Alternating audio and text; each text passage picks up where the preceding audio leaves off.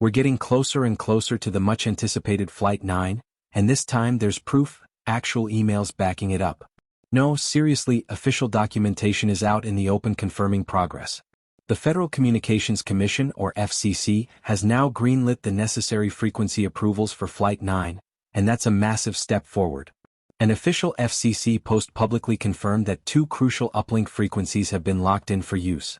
These frequencies will support the pre-launch checkout process, covering activities like signal testing, starting 14 hours before launch and continuing until 10 minutes after liftoff. This coordination is key. Even more exciting is that the launch window is now officially open as of May 19th, which lines up exactly with the notices to mariners and the planned road closures that we've been tracking. With this FCC approval and the mention of a fast-track path for final authorization, all signs are now pointing toward a real shot at launching Flight 9 as early as next week. That's a big deal. There's also a new NOTAM popping up between Florida and Cuba, likely in response to the previous flight debris patterns. SpaceX clearly isn't taking any chances this time around.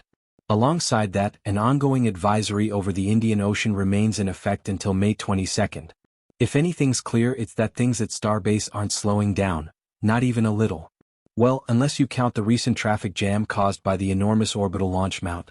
This massive piece of infrastructure was moved from the production site to the launch pad last week, and it took not one, not two, but 3 SPMTs to haul it.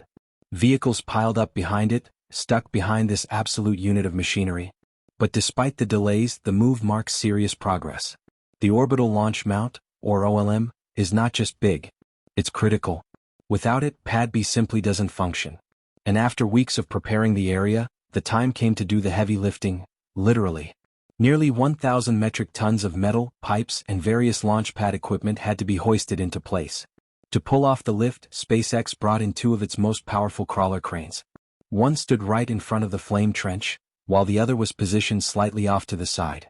Working in tandem, these cranes raised the OLM, rotated it, and lowered it with precision.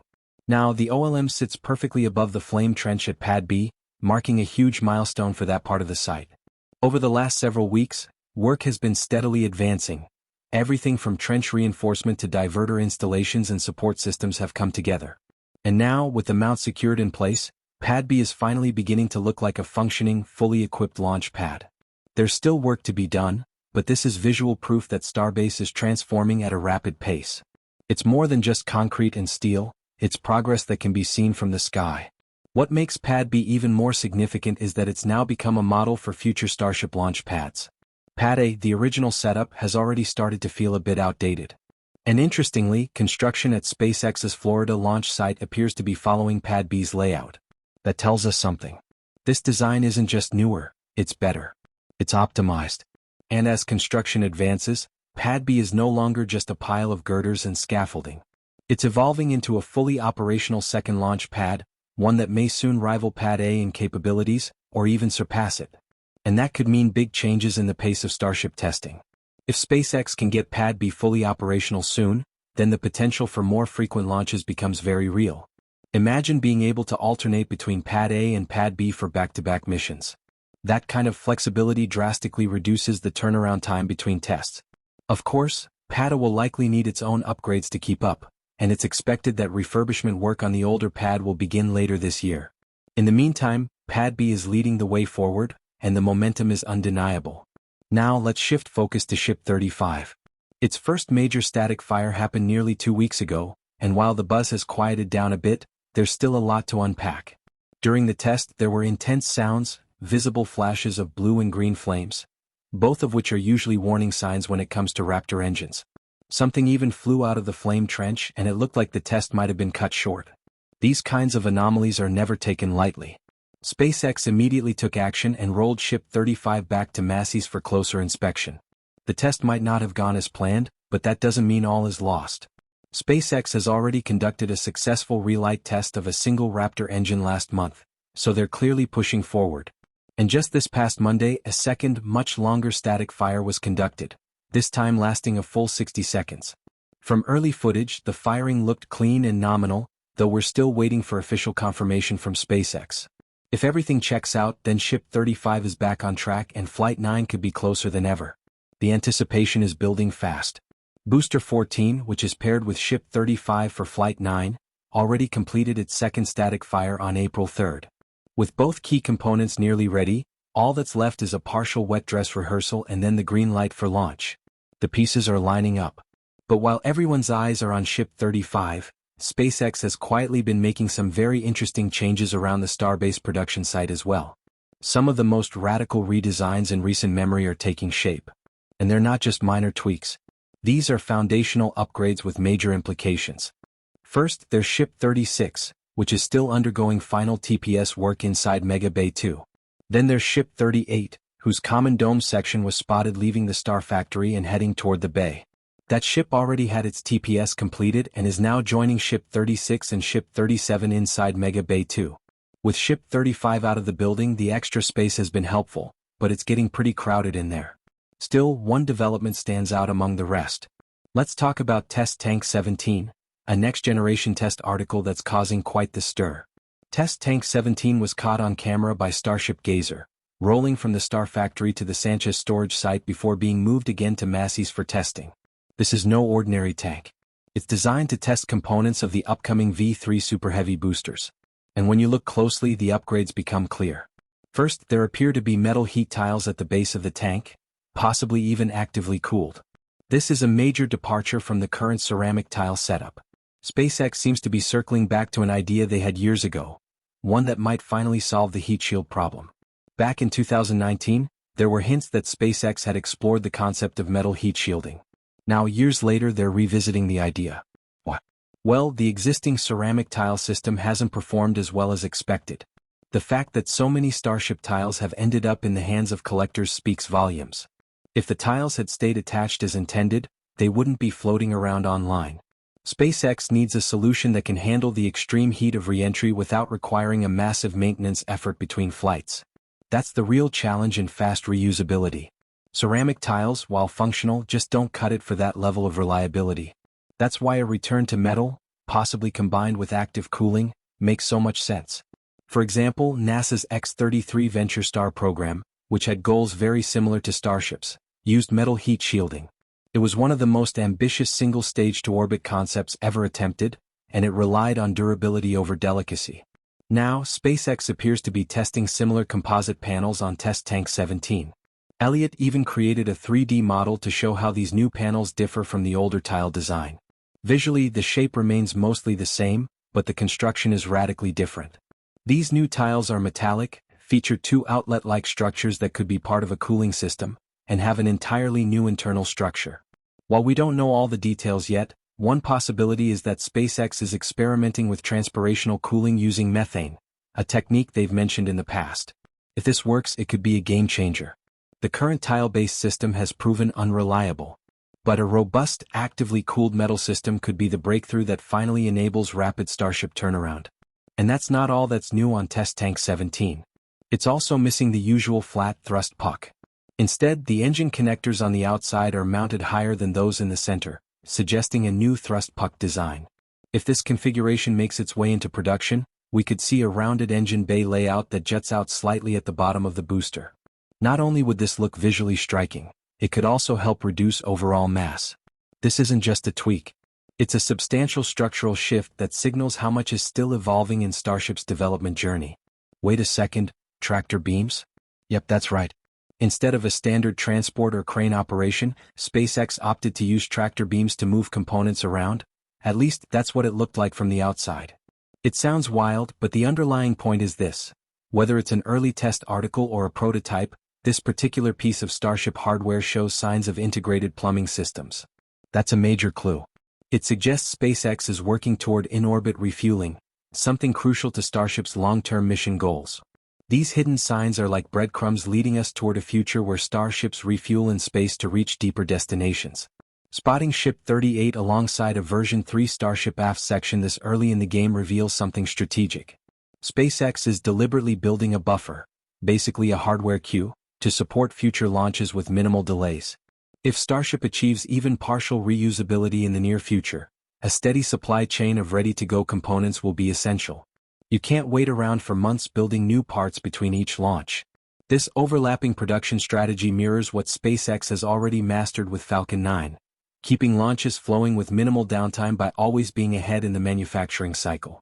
While all eyes are focused on Starbase and the rapidly approaching Flight 9, we shouldn't ignore what's happening on the other coast. The Kennedy Space Center in Florida is quietly transforming into a Starship-capable site. The construction team there is essentially replicating the design of Starbase Pad B, setting the stage for bicoastal operations. And thanks to Gav Cornwell's visual updates, we now have confirmed footage of tanks arriving for Starship's Florida-based tank farm.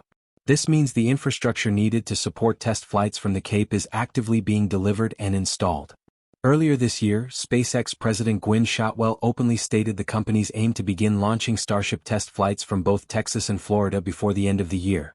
With the infrastructure being visibly deployed, it's clear SpaceX isn't just talking, they're executing. These deliveries mark a significant step toward achieving that goal. So let's go ahead and name this momentum after Gwynne herself. Call it Gwynne time, because the progress is fast, determined, and straight to the point, just like her. Now, before we dive into some groundbreaking news from Rocket Lab, a quick reminder. Producing these WAI episodes is a collective effort, and whether you realize it or not, you're part of the team. Our analytics show more than 4 million people return to watch each month, but haven't subscribed yet. That's a huge number. So if you're enjoying this content, please double-check to make sure you've hit that subscribe button. It's the easiest way to help us grow and keep bringing you the latest updates from the space industry. And while you're at it, give the video a like if you're appreciating the content. It helps us more than you know. If you want to take it a step further, consider becoming a WAI supporter. You'll gain access to exclusive extras like up to 7 picture galleries per week, satellite and aerial imagery, and even high-quality 3D animations. You can also chat directly with me and dive deeper into the space content you already love. It's a great way to connect, learn, and stay ahead of the space news curve. We'd love to have you as part of the supporter crew. Now let's talk about something incredible. Rocket Lab's Neutron rocket might actually beat SpaceX to a goal that Elon Musk has teased for years: point-to-point cargo delivery across Earth using rockets. No, this isn't just a far-fetched idea anymore. The U.S. Air Force Research Lab has greenlit an actual mission for Rocket Lab under a new program called REGAL, short for Rocket Experimentation for Global Agile Logistics. The name says it all. They want to test whether reusable rockets can deliver cargo across the globe in a matter of hours. It's science fiction turned real-world military logistics. 2 separate teams are now working on this initiative, which really underscores how serious and feasible it's becoming. Neutron won't just fly to space and back. It will launch, re-enter Earth's atmosphere, and land carrying real cargo. But here's the twist: it's not going to space. It's firing across the planet. That's the core idea. Forget traditional cargo planes that take days to reach distant locations. This mission imagines a future where critical supplies can arrive anywhere on the planet within hours, delivered by rocket. It's wild, but it could be a game changer in both military and humanitarian fields. The mission is slated for no earlier than 2026 and will involve a fully recoverable re-entry scenario. In other words, Neutron has to survive the trip back and land in one piece. It's not a one-and-done throwaway rocket. If this works, it'll prove that rockets can become reusable global couriers rather than just tools to send satellites into orbit. It's a radical shift in thinking. And if Neutron succeeds, it could pave the way for an entirely new logistics model that replaces cargo ships and planes with vertical launches and pinpoint landings anywhere on Earth. This is a huge moment for Rocket Lab. Neutron is still in development, with its first launch expected potentially by the end of this year. The fact that the U.S. military is already committing to contracts with Rocket Lab shows growing trust, not only in the Neutron vehicle but in Rocket Lab as a company. The design of Neutron itself supports these goals. It's fully reusable, has a carbon composite structure, and even features a unique fairing design that stays attached and opens like a giant mechanical jaw. The whole system is built for rapid, repeatable use. And Neutron's primary launch site? Virginia. Rocket Lab is planning frequent, high-reliability flights from this U.S.-based facility. What makes this even more exciting is that the idea of rapid Earth-based cargo transport has always been more closely associated with SpaceX's Starship. Elon Musk often talked about delivering people or equipment across the globe in under an hour. But while Starship is still perfecting core systems, Neutron might just sneak in and beat them to this particular punch. It's not about replacing Starship. It's about proving a new kind of capability, and Neutron's scale makes it a strong contender. Just imagine what a successful REGAL test would mean. It would signal to the Pentagon and other global agencies that medium-lift rockets like Neutron can do more than reach orbit. they can become essential logistics tools. That's a big shift from the traditional view of rockets as one-time launch vehicles. Suddenly they become fast, flexible, and reusable delivery machines. Do you think Peter Beck and the Rocket Lab team have what it takes to beat SpaceX to the first successful point-to-point re-entry? Let us know your thoughts in the comments. We'd love to hear your take on this space race within a race. And there's more progress. At Rocket Lab's Launch Complex 3 in Virginia, they've just lit up the massive water deluge system for the first time. This system is essential for protecting the pad during powerful rocket launches. LC-3 has been in construction for years, and this successful test shows that the infrastructure is now catching up with Neutron's development. Meanwhile, inside Rocket Lab's advanced manufacturing facility, major hardware is taking shape. The upper portion of Neutron's first stage, including the interstage and composite fairings, has now passed structural testing.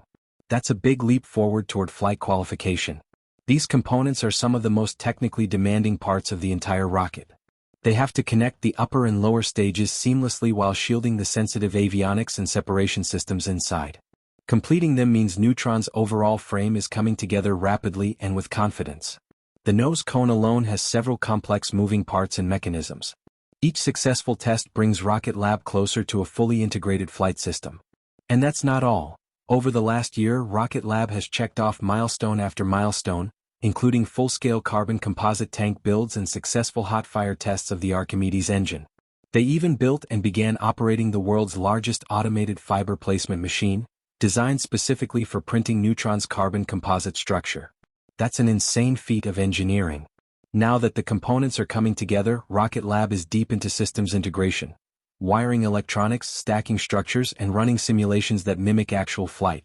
All of this is happening simultaneously with one goal: get Neutron ready to fly as soon as possible. And with that comes opportunity, not just for launching satellites but for winning major defense contracts, delivering cargo, and eventually even carrying astronauts. Every test they run, every weld they complete, and every successful system simulation brings Rocket Lab one step closer to entering the heavyweight launch arena.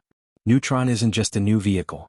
It's Rocket Lab's ticket into higher stakes missions, including national security payloads, repeat commercial launches, and possibly crewed spaceflight down the line. It's a pivot point for the entire company. Their progress this week just shows how serious they are about breaking into the elite tier of global launch providers. It's happening fast and they're not slowing down. Let's cheer them on as they push forward. But Rocket Lab isn't the only one making hypersonic headlines. Stratolaunch has just achieved something the US hasn't seen in over 50 years, a successful reusable hypersonic flight. Earlier this week, their giant aircraft Rock took to the skies once again over the Pacific. Attached to it was Talon A2, a sleek, rocket-powered vehicle built to fly past Mach 5. After a smooth release from Rock's underside, Talon A2 ignited its engine and blasted through the atmosphere at hypersonic speed. But unlike most vehicles in its class, it didn't disintegrate or get lost on re-entry. Nope, Talon A2 returned safely, gliding down through the atmosphere and landing cleanly at Vandenberg Space Force Base. Fully intact. Fully recoverable. Just like its previous flight. That makes it 2 for 2 in terms of successful launches and safe landings.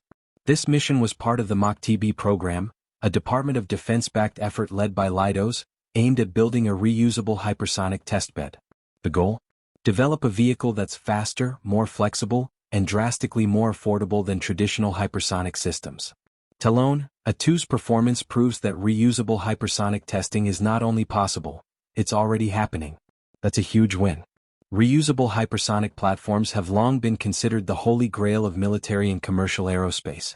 Traditional hypersonic test vehicles are single-use and can take months or even years to reconstruct. With Stratolaunch's Talon A2, we're entering a new era of rapid iteration, test, refine, retest. The fact that this vehicle has already completed 2 flights and 2 recoveries is proof that it's ready to support real-world research and development. This could dramatically speed up how hypersonic technology moves from the drawing board to operational use. And we might be seeing Talon A2 take to the skies again very soon.